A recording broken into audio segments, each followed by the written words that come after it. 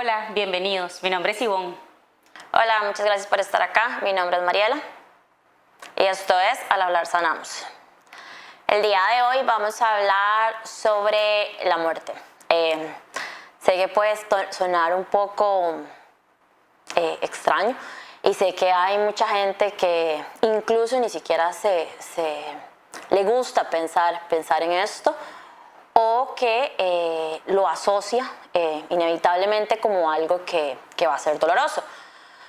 No obstante, de la única cosa que podemos estar seguros todos es que nos vamos a morir. Así que, y que es algo inevitable en la vida.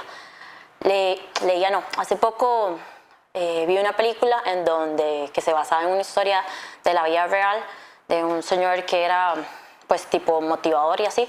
Y en esta situación de que tenía una familia que estaba pasando por este proceso de la pérdida de que un ser querido estaba en su lecho de muerte, comentó que todo tema humano puede ser hablado y que la muerte es un tema humano y que una vez que este tema es conversado, se puede volver manejable.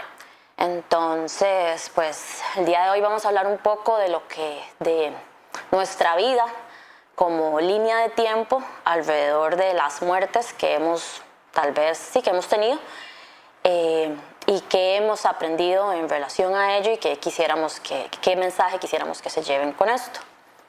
Y es que qué difícil de hablar de un tema que lo asocias inmediatamente con dolor. Y es que no hay forma de no asociarlo con dolor porque nos han enseñado desde muy pequeños que la muerte es sinónimo de dolor. Y muchas veces hemos visto personas que pasan por un proceso de pérdida de algún ser querido y viven mucho dolor, y entonces incluso lo vemos en las películas y en las novelas, entonces crecemos pensando que esa es la única forma de ver la muerte y no la vemos de otras formas como se podría llegar a ver. No quiero decir que yo la veo así porque jamás, yo todavía no lo veo así, todavía estoy trabajando mucho en el proceso de aceptar pérdidas. Algo que a mí me pasó ahorita, que yo puedo entender hoy por hoy, es que como yo ya entiendo cómo es un proceso de un duelo, que lo hemos hablado muchas veces, y un duelo no se hace solamente cuando uno sufre la muerte de un ser querido, digamos. Un duelo se da con cualquier pérdida que usted tenga, cualquier pérdida de trabajo, de tiempo, pero el duelo al final es el mismo proceso, con mayor o con menor intensidad, pero es el mismo proceso. Entonces, hoy por hoy yo puedo decir que puedo aprender de cada situación, y probablemente cuando me toque lidiar nuevamente con la muerte de un ser querido, trataré de verlo de forma diferente. Pero para empezar bien, quiero contarles mi primera experiencia que recuerdo con la muerte de una persona como tal. Yo tenía 3 o 4 años máximo, y mi mamá estaba embarazada, y yo recuerdo perfecto el embarazo de mi mamá, a pesar de que era muy pequeña. Mi hermanito tenía muchos problemas desde antes de nacer. O sea, ya los doctores le habían explicado a mi mamá que si él vivía iba a morir muy pronto, pero yo tenía, o sea, hay que imaginarse que era una niña de 4 años, que me quedé aquí en Liberia, y mi mamá se tuvo que trasladar a San José por la complicación de su embarazo, y yo estaba esperando a mi hermanito para jugar, ¿verdad? Porque obviamente con 4 años no entendía que las complicaciones del embarazo, no entendía cosas que los adultos ya estaban manejando. Entonces cuando a mí ya me van a recoger a la casa de mi abuelita para llevarme a la casa de mi abuelita, porque ya mi mamá había venido, yo recuerdo que yo dije, bien, ya vino mi hermanito, ya puedo jugar con él. Y cuando yo llego, mi mamá lo que me dice es que no puedo jugar con mi hermanito porque mi hermanito está en el cielo y que está con Dios, que él ahora está más tranquilo porque no tiene dolor, y que está más feliz que todos porque está con Dios. Yo lo di por un hecho, o sea, yo no cuestioné a mi mamá que eso era lo que pasaba cuando uno se moría,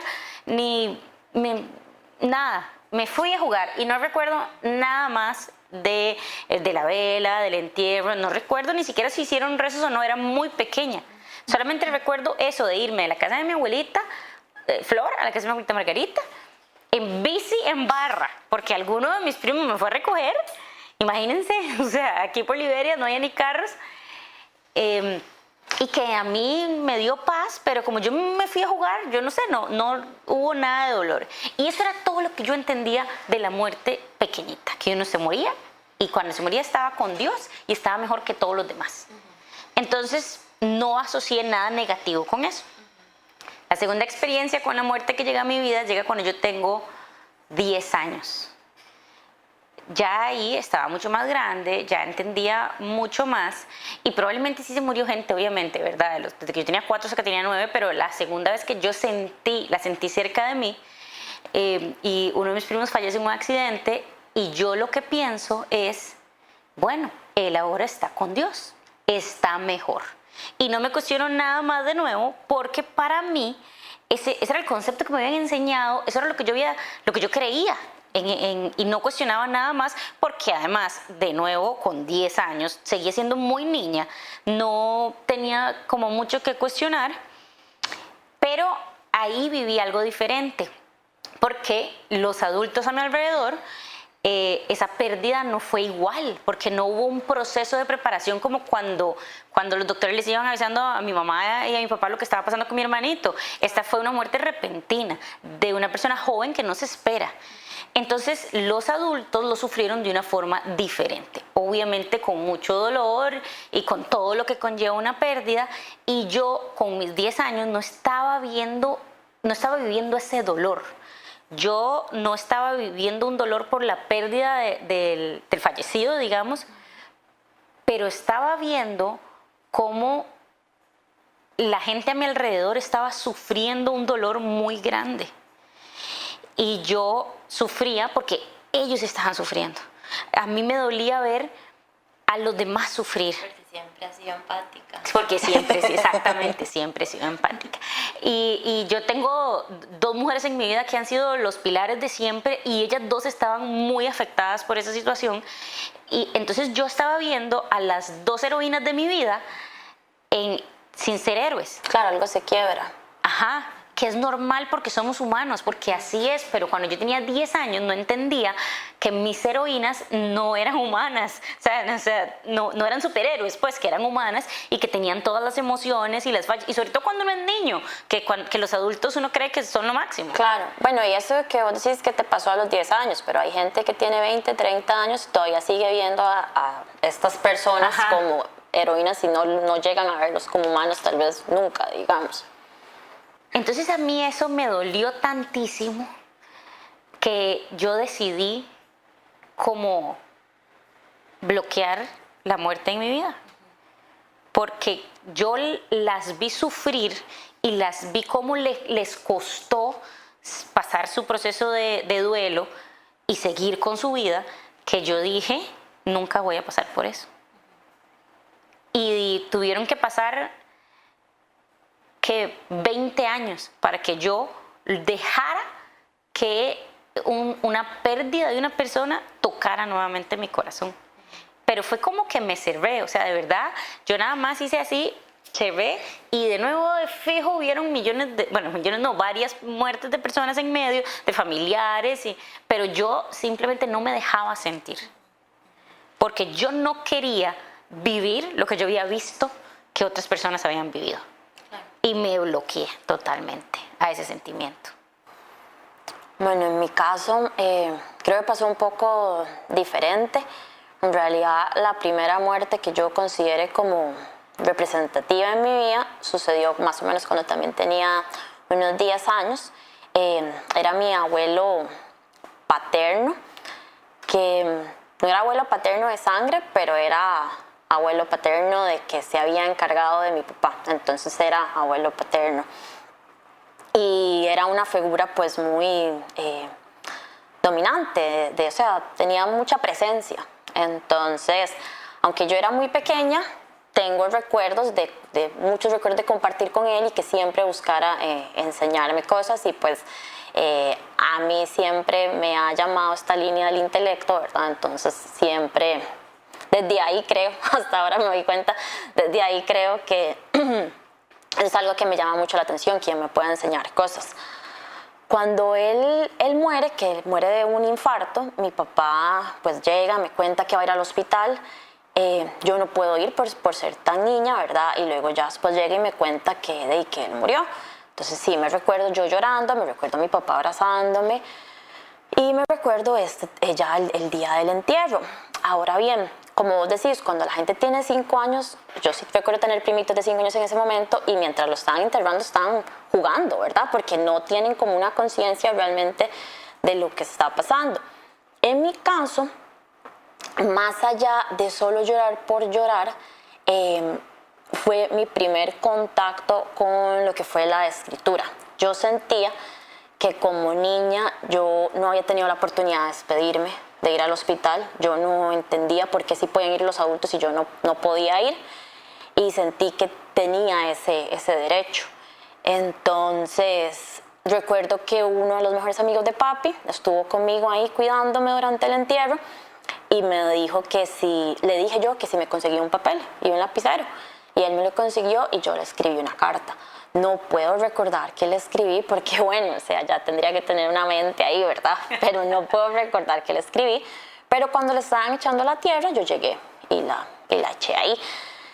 Eso causó un tema en mi familia, ¿verdad? Como de qué fue lo que pasó, por qué le echó eso, que luego todos llegaron en la sala a preguntarme como que qué le había escrito. Yo nada, me acuerdo como ver los adultos a mi alrededor preguntándome y yo, pues muy casual, yo no fui una niña como que disfrutara tantísimo de ser niña y estar alrededor de niños. A mí desde muy pequeña siempre me llamaron más la atención los adultos y estos temas, así como más allá.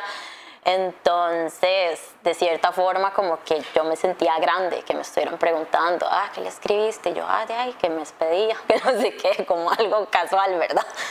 Y pues bueno, de ahí por muchos años, hasta ahorita tal vez me puedo dar cuenta que usé la escritura para desahogarte. Para desahogarme, para expresar cosas que no sabía cómo expresar en palabras, digamos, a la fecha, digamos. Pues bien, después de ahí se dieron, como cuando tenía 15 años, se dieron dos muertes más o menos cerca, que fue mi abuelo materno y mi bisabuela paterna. No obstante, con estas 2 muertes pasó algo curioso, que yo aprendí que tal vez no soy tan empática, porque aunque yo sí veía, o no, tal vez no sea un tema de no ser empático, sino que tal vez yo podía separar mi dolor del otro, o sea, el dolor del otro no era el mío, entonces yo no lo sentía. Entonces, aunque sí estas 2 muertes causaron dolor en mi familia, a mí personalmente no me causaba dolor. Y me generó una cierta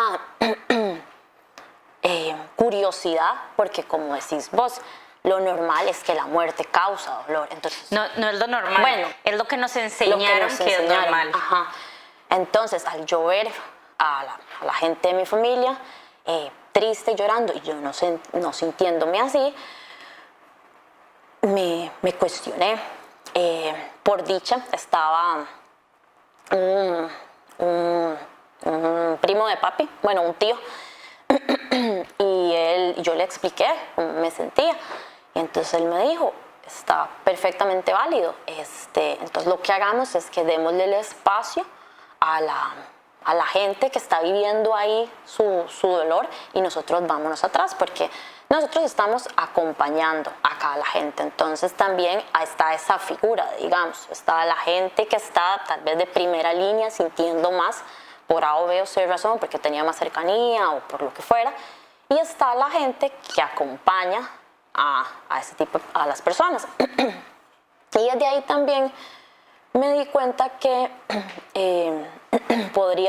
uno podía hacer esta figura de acompañar a alguien en el dolor de alguien sin necesariamente sentirlo, y que no, para mostrar esa empatía tal vez, o para mostrar esa solidaridad, no necesariamente hay que llorar de igual manera o sentir eso, o sea, expresar el sentimiento de igual manera.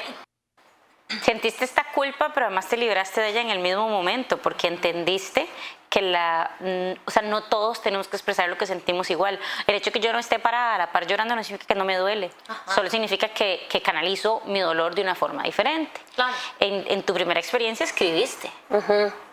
Y en este caso pues pasaba que mi abuela con mi bisabuela tenía una relación ahí tembeleque, ¿verdad? Entonces mi abuela sintió liberación porque ella nunca pudo decirle las cosas que tenía atoradas a su mamá, nunca pudieron resolver esas cosas y la muerte dio liberación.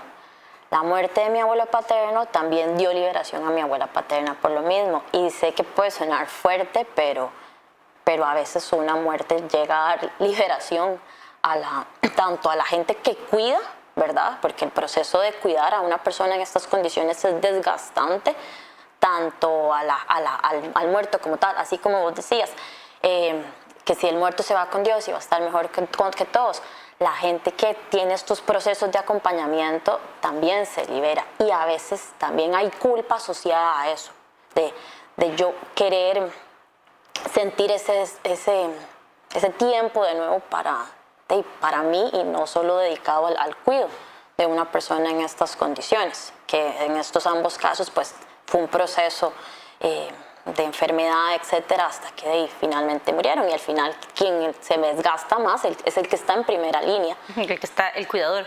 Claro, que en ese caso eran mis dos abuelas, en ese caso eran mis dos abuelas. Entonces yo a su vez, yo creo que también, yo sentía como paz por ellas. Y yo decía, bueno, qué bueno, qué dicha.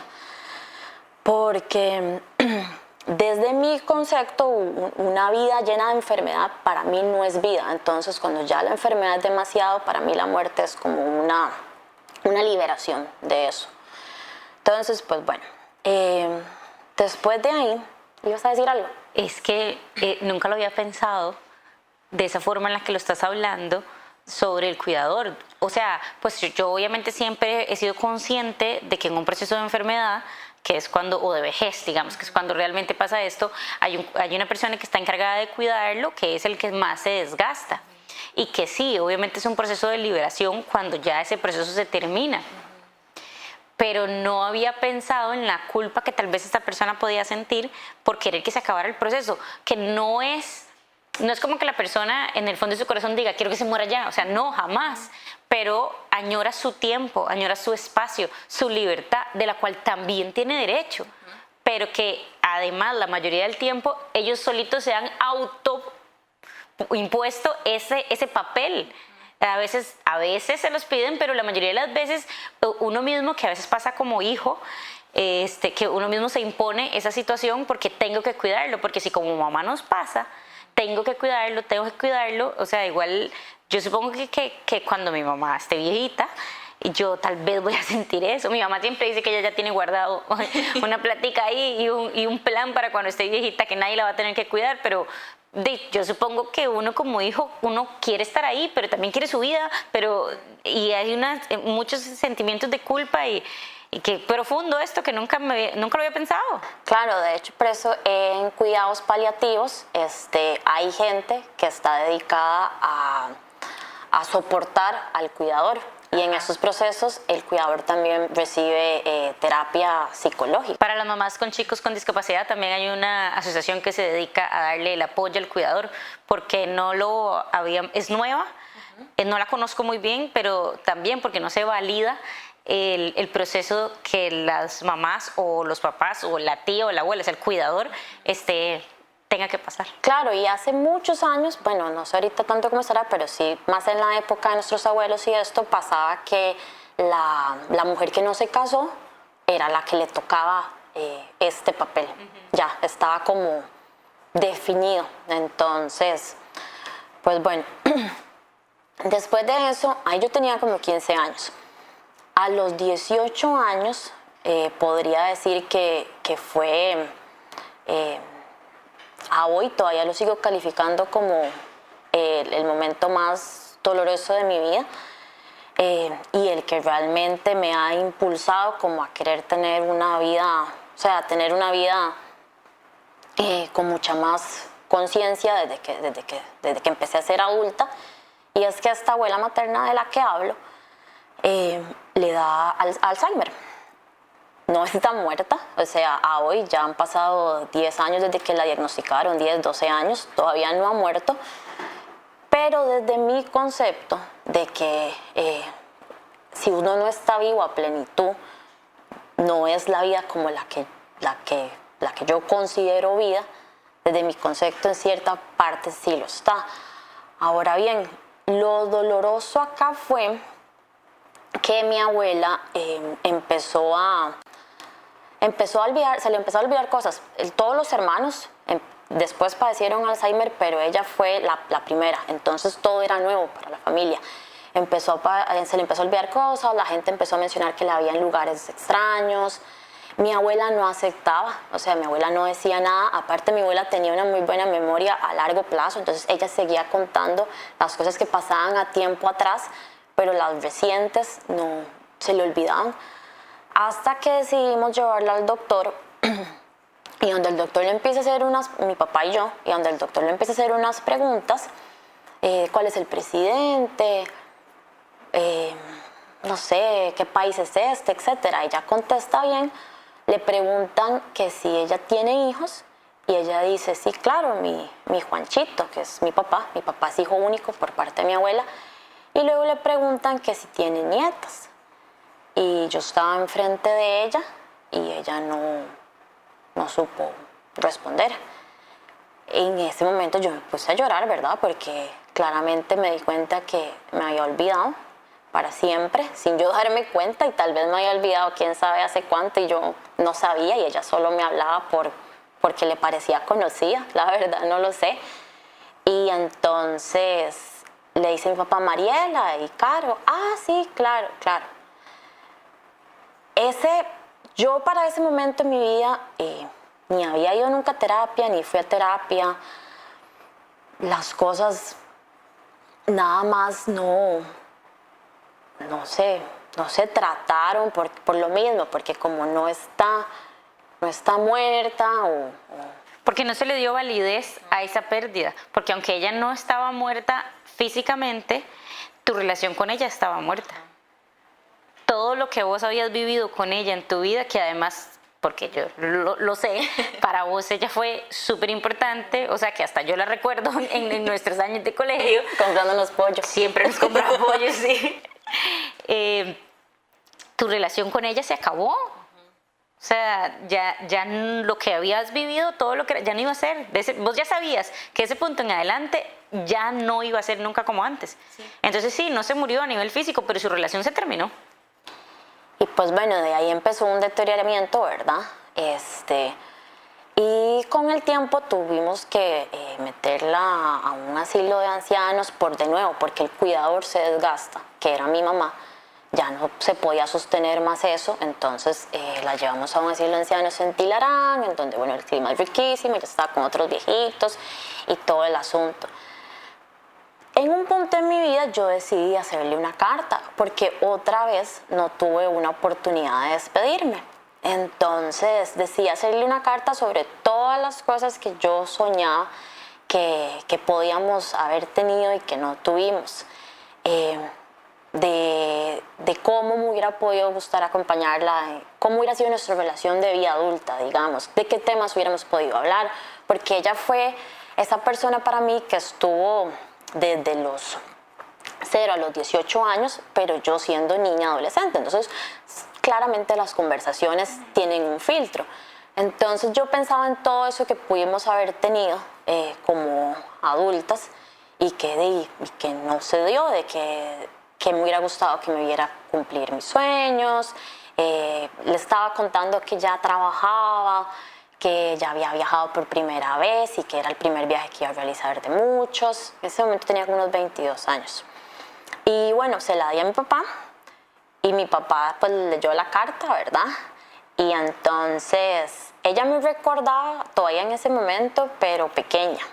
Entonces mi papá le decía, no, pero ya Mariela trabaja. No creo. No, si Mariela es una chinita chiquitita, o sea, ¿cómo va a trabajar, verdad? Y pues bueno, sí, ella ya eso nunca más sucedió. De ahí, ¿qué aprendí yo? Que cómo podía yo preservar mis recuerdos. Y entonces empecé a tomar cuanta foto de cosas que he hecho desde ese momento hasta ahora. Digamos, he pasado por todas las formas de tomar fotos con las cámaras. Tuve la de rollo, la digital, el celular. Empecé a encontrar forma de que si en algún momento a mí me llegaba a pasar eso, quedara registro de que yo había sido feliz. Porque realmente a veces a uno se le olvida eso, digamos. A veces a uno se le olvida eso y pues si alguien tenía que llevar ese dolor en conjunto porque yo llegara a perder mis recuerdos, por lo menos a la persona que estuviera alrededor le quedara la sensación de que yo había tenido una vida feliz. Entonces de ahí fue que empezó mi necesidad o mi interés por tomar cuantas fotos pudiera de los lugares que estuviera. Ahora bien, después, con los años, eso fue cuando tenía 18 años, hubo ahí un receso, ¿verdad? Un receso, y por allá de cuando tenía 25, 26, otro pilar que para mí fue muy fuerte, así como vos mencionás a tus dos pilares, mis pilares mujeres más fuertes son mi abuela materna y mi abuela paterna.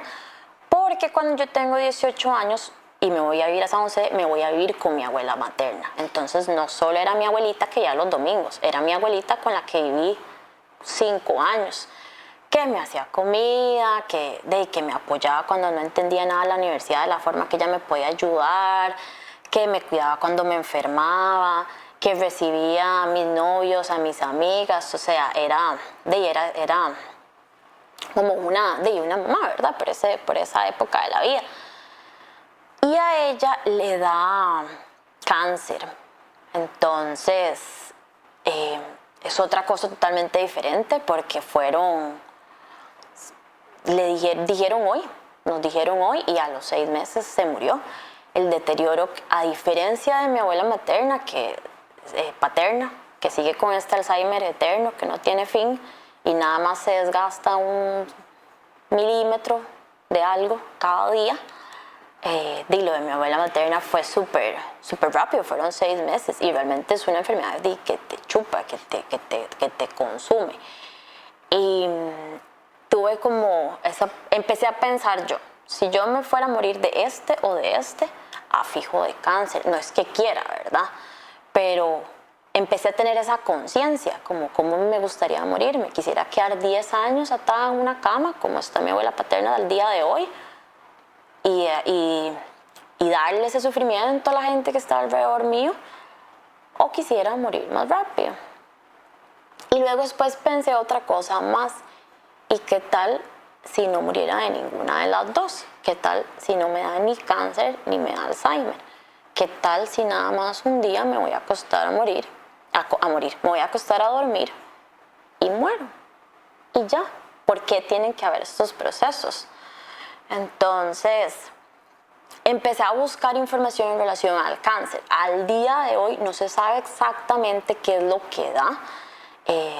Las células malas, una célula mala contamina a otras y ahí va, es como cuando nos explicaban una vez en la oficina que es como cuando en la oficina hay un chismoso y entonces va donde otro y va donde otro y ya luego al final todos están chismosos y podridos, que es como una cosa así. No se sabe exactamente qué da, pero sí hay comportamientos que se repiten en las personas que han padecido, como por ejemplo el tema del tabaquismo, la mala alimentación. Sí, hay un montón de índices que aumentan las probabilidades. Exacto. Para el que menos hay como explicación es el cáncer infantil, que ese ya es un tema aparte. Pero en adultos, sumado a que también nos explicaba una vez en una charla en la oficina cuando hablaban de ese tema de cáncer, que el cuerpo humano está hecho para vivir 40 años. Todo esto después de los 40 en adelante es la ciencia que ha ayudado porque el cuerpo se empieza a deteriorar. Entonces, el cáncer es una enfermedad de los países de primer mundo. En un país, por ejemplo, como Haití, que la gente se muere de hambre, no hay chance ni de que te dé cáncer porque te morís primero de hambre. Pero en estos países como Costa Rica, que es en vías de desarrollo, o los países de primer mundo, es más común que haya cáncer porque la gente dura más edad, tiene más expectativa de vida. Entonces, bueno, ahí fue la primera vez que yo me cuestioné en mi vida, pese a que yo no era que comía mal o algo así, que yo dije, ¿qué tal si empiezo a hacer deporte? ¿Qué tal si empiezo a ser más consciente con lo que como? ¿Qué tal si empiezo a tomar agua? Y empecé a correr. Y empecé a ir todos los años a la carrera que hacen contra el cáncer. Y empezaste a ser consciente de la importancia de cuidarte a vos misma. Porque realmente la gente lo dice como que no, pero sí se puede. O sea, sí se puede llegar a una vejez, porque de nuevo está asociado que tenés que llegar viejo, enfermo, flaco, ojeroso, sin ilusiones. Decía una canción ahí de esos deprimentes. O sea, ¿por qué hay que asociar eso con esto, digamos? ¿Por qué hay que asociar que es irremediable? Es inevitable la muerte, sí, pero ¿por qué hay que asociar que necesariamente vas a llegar enfermo?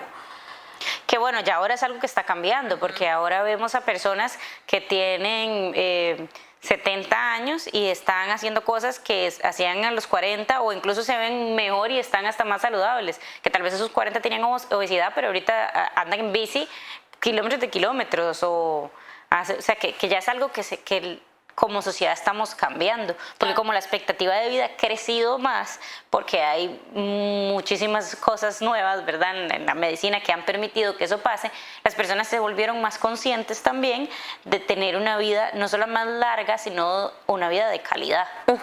Correcto.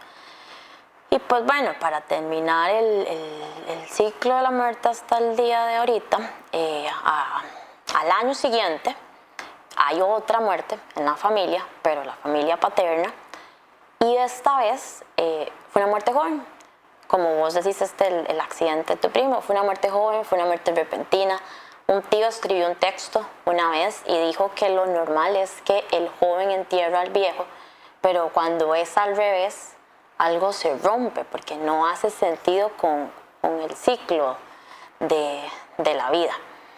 Y fue, creo, desde el lado de la familia paterna como el evento pues más doloroso que se llevó como familia. Y al tiempo, en su momento, pues sí, me recuerdo, o sea, que era todo era impactante. Era Semana Santa, no los esperábamos, lo habíamos visto apenas el día anterior. Cuando alguien llegó a preguntar a la casa, a decir como de la nada que había pasado eso, a preguntar información a nosotros, porque este familiar vive a la par de nuestra casa. Entonces todo era como extra. Uno dice, no puede ser, si acabo de verlo ayer. O sea, no te da tiempo como ni de procesar eso, ¿verdad? El saber qué había pasado con su desaparición. Todo ese tema. Entonces, en el momento no hubo como un espacio para mí, ¿verdad? Jamás podría hablar por lo que pensaron o sintieron los otros para procesarlo, ¿verdad? Hasta que regresé a San José. Y cuando regresé a San José y estaba en un evento del equipo de rugby, y ya ahí hay un momento que a veces uno dice quiebra, ¿verdad? Una amiga muy sabia, Raque, le cuento pues yo lo que pasó, le cuento que era mi primo, que era muy joven, que toda la situación, que no tenía sentido. Me cuenta que ellos tuvieron una persona, un amigo también que murió, que era muy joven, y que se hicieron una promesa entre los amigos. Y era que calculaban como la esperanza de vida, ¿verdad? Digamos, de una persona que es como 80 años, algo así. Y que ellos decidieron dividirse los años que hubiera vivido esta persona, adueñárselos y vivir con mayor intensidad. Entonces, teníamos como, ella me dijo, ahora vos tenés esta responsabilidad de vivir con mayor intensidad por esta persona que no está.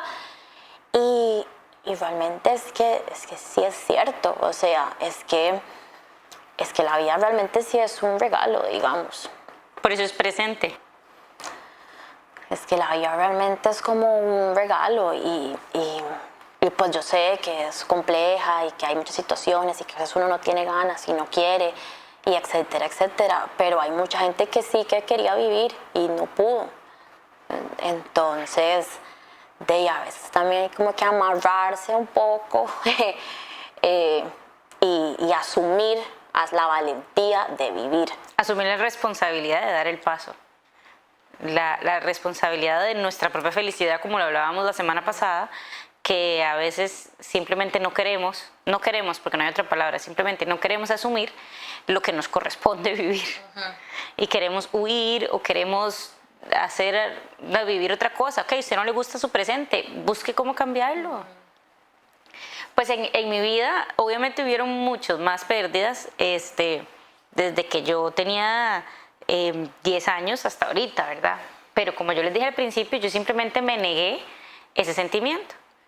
Y podía ver a otras personas sufrir por la pérdida, podía sentirme mal por ellas, lo lamento mucho, pero yo no me permitía sentir.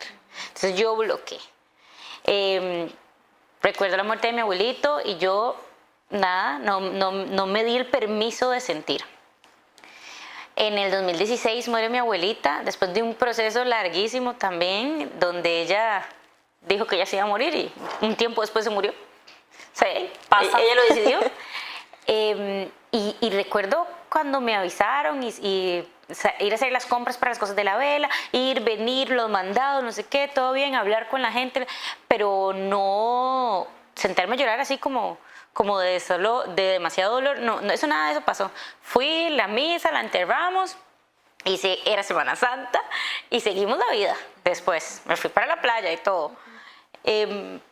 Pasaron como 2 meses después de la muerte de mi abuelita y yo estaba en misa y salió una canción que no tenía nada que ver con ella, que no la pusieron en su entierro ni nada, pero esa canción me tocó el corazón. O sea, sí, y yo empecé a llorar al punto que me tuve que salir de la iglesia. Y mi esposo salió atrás mío para preguntarme qué está pasando, y yo le dije no, o sea, no podía ni hablar. Nos fuimos, porque yo no podía parar de llorar, y entonces le explico que estoy llorando por mi abuelita. Y decido empezar a contar, y él no entendía, ¿verdad? Porque realmente si en los últimos años mi abuelita no había sido tan presente en mi vida, y ¿por qué está llorando tanto 2 meses después? Él no entendía. Entonces yo le empiezo a contar todo el proceso del tiempo que yo sí estuve con ella y todo lo es importante. Que de nuevo, hay que explicar cuando uno se siente mal, digamos. Ese es el tema. Exacto. Sí, yo tuve que explicar por qué me dolía. Porque él decía, pero si él no decía nada, pero yo sabía que él no estaba entendiendo. Si en los últimos años de mi vida ya no había sido tan presente, porque a mí me estaba doliendo tanto. Y entonces tuve que explicar todo. Bueno, me pasó que como por 6 meses más, a mí me daba miedo ir a misa porque me iba a salir esa canción. Iba a misa, porque hasta ahí lo hablé con Roberto ese día y nunca más lo hablé más. Iba a misa y si no me salía la canción, todo bien. A veces inventaba cualquier excusa para no ir porque no quería que me saliera esa canción. Hasta que decidí hablarlo con una de mis primas y le conté lo que me estaba pasando y le dije, y ella me dijo, es que usted tiene que dar el permiso de llorar su pérdida. O sea, sí, si a usted le duele, usted no tiene que explicárselo a nadie. Y creo que hasta ese momento me di la oportunidad de llorar no solo esa pérdida, sino todas las que me negué, que tal vez no lo sentía tan cercano. Yo decía, ¿por qué me va a doler si no está mi amigo? ¿Por qué me va a doler si ni tenía relación con ellos? ¿Por qué me va a doler si yo la veía muy poquito? Porque yo solita me negaba esa oportunidad de llevar mi duelo. Que todos lo tenemos que vivir diferente, todos los tenemos que llevar diferente, eso sí está, o sea, eso yo siempre lo tuve claro, pero yo nada más me negaba a mí misma esa oportunidad. Y todo esto pasó antes de que yo cumpliera 30. Todo esto pasó en toda esa primera parte de la vida, donde además había que sumarle que estaba pasando por el proceso en que no podía identificar si estaba feliz o no, si esto era lo que yo quería en mi vida, si no quería, o si de esto se trata la vida. Entonces, creo que muchas veces estamos viviendo tantas cosas a la vez que no nos damos permiso ni siquiera de sentir una a cada una. Y algo que me gusta mucho de esta conversación es ver cómo pudiste en tu vida aprender algo de cada pérdida, que fue significativa para vos, porque probablemente hubieron otras pérdidas, pero no significaron tanto, y cómo lograste sacar algo bueno de vivir una situación dura. Porque yo, por ejemplo, apenas estoy aprendiendo a llevarlas, apenas estoy aprendiendo a aceptarlas. No me ha pasado una pérdida de un familiar o de un ser querido, porque no necesariamente tiene que ser un familiar, porque para mí te pasa algo a vos, es como si fuera mi hermano. Claro, claro. Pero bueno, de un ser querido. Pero acuérdate que no me dan días de incapacidad. No te dan días libres, sí. Si a un ser querido, o sea, yo no he tenido que vivir esa experiencia ahora, me gustaría verle el lado de qué voy a aprender o de qué me dejó esa persona o cómo seguir, porque yo sigo creyendo que el que se muere está con Dios y está mejor que todos los demás, o sea, yo sigo creyendo eso, pero los que nos quedamos aquí tenemos que seguir y tenemos que ver cómo avanzamos. Y quiero hacer un resumen de lo que vos has aprendido, porque de nuevo es muy admirable la forma en la que lo llevaste a pesar de ser súper niña, no todos lo logramos hacer. Y es que lo primero que aprendiste fue el arte, porque aprendiste a escribir y que era una forma de expresarse lo que se estaba sintiendo pero no se sabía qué era, y que hoy en día es algo que las dos usamos mucho. Luego aprendiste que el dolor no se vive para todos igual y que no hay que sentir culpa porque yo no lo estoy viviendo como vos, o porque mi dolor no se ve como el tuyo, porque todos los dolores son diferentes, así como cada uno es especial, es individual, el dolor de cada uno de nosotros también. Luego aprendiste a cuidarte, aprendiste a amarte. A cuidar mi salud. No, antes estuvo lo de mi abuela, a preservar los recuerdos. A preservar los recuerdos, que viene muy ligado a ser presente, que era algo que hablábamos mucho la semana pasada. A ser presente, a ser consciente de lo que tengo hoy y agradecido de lo que tengo hoy. Y luego a cuidarte. Y por último, a vivir con intensidad. Porque hay gente que sí quería vivir, que sí quiso y no pudo, no tuvo la oportunidad. Así que a asumir esa responsabilidad por los que ya no están.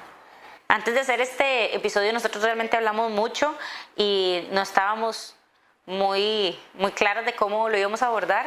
Realmente queríamos hablar de cómo queríamos ser recordadas, pero la conversación se fue por otro lado y no pudimos hablarlo. Podemos terminarlo en esta parte de lo del viaje a México, de las partes de los muertos, para hablar de esa parte ahí, un toquecito, nada más como para hacer ahí un contexto, que fue que, pues sí, la intención era hablar de este tema, de cómo queremos ser recordados, y esto en realidad nació porque hay una celebración que no sé si todo el mundo la conoce, pero que es del Día de Muertos en México, y ellos lo ven pues de manera distinta. Sí, ahí claramente también creen en Dios y son católicos, sí, porque está la Virgen y todo este tema, pero tienen esa celebración. Entonces, para muchísimo más detalles está la película Coco, que lo explica muy bien, pero en el 2017 yo viajé porque quería ver esa celebración como tal, y es que el Día de Muertos, que es el 2 de noviembre, se hace un altar al muerto. Que es en 2 días. Exacto. Se hace un altar al muerto y se le pone al muerto lo que al muerto le gustaba. Se tiene una foto, se le pone la comida que le gustaba, sus cosas, y la gente se reúne.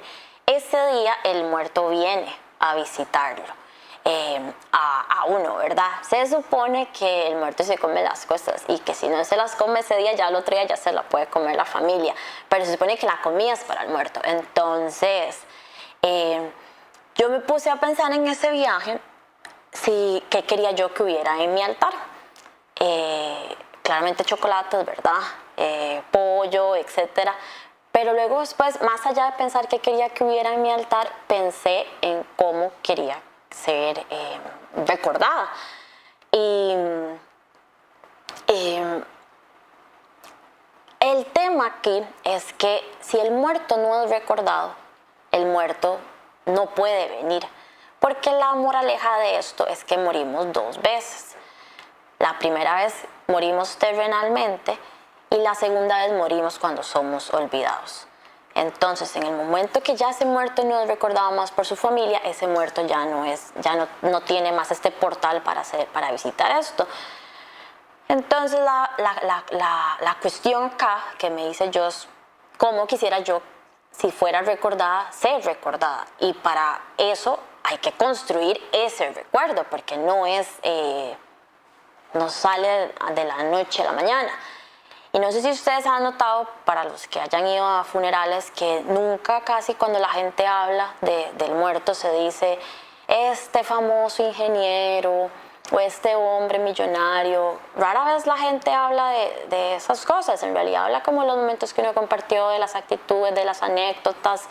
Entonces, tal vez pensé que la construcción de mí misma tenía que ir más orientado a eso, porque al final nadie iba a hablar de mi trabajo, ni de mi título, ni de si tenía casa o no tenía casa. La gente no me va a extrañar por eso, ni yo extraño a la gente que extraño por esos atributos como tal.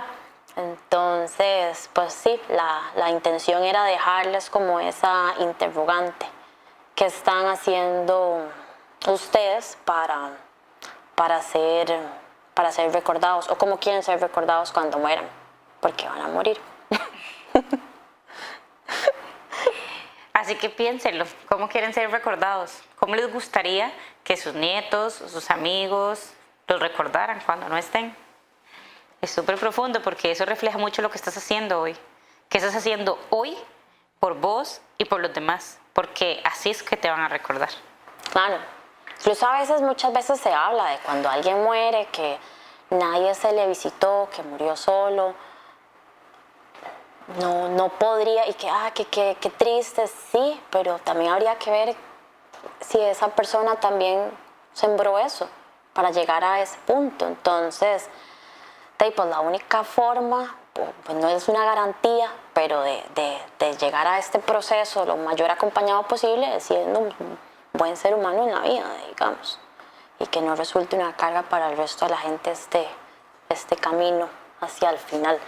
Y como todos los días que grabamos, podríamos quedarnos aquí horas siguiendo con el tema. Creo que ha sido el programa que hemos hablado más, En realidad. el más largo.